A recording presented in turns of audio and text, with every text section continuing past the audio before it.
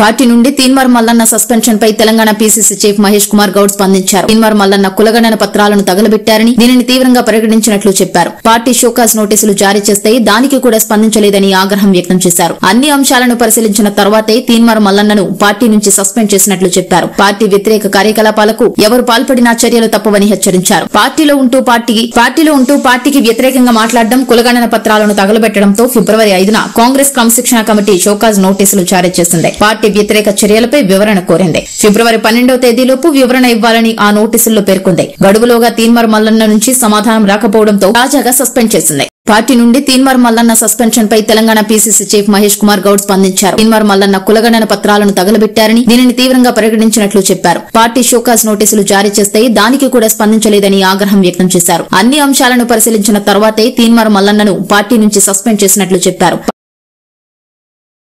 నియమావళి పార్టీ లైన్లో ప్రతి ఒక్కరు ఉండాల్సిందే, అది అందరికీ వర్తిస్తుంది.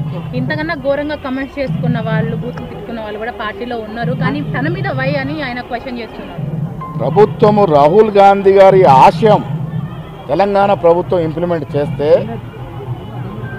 నేను ఆ భాష వాడిన, కానీ ఆయన వాడిన భాష, ఆ కాయిదాలను చింపేసి తీరు పట్ల ఏఐసీ చాలా తీవ్రంగా పరిగణించారు. సస్పెన్షన్ల విషయంలో ఓసీ సామాజిక వర్గానికి సంబంధించిన నేతల కులము మతము పార్టీ క్రమశిక్షణ ముందు కులము మతము పనిచేయదు. పెద్ద చిన్న తారతమ్యం ఉండదు. పార్టీ లైన్ దాటినప్పుడు ఎంతటి వారిపైన క్రమశిక్షణ చర్యలు ఉంటాయి.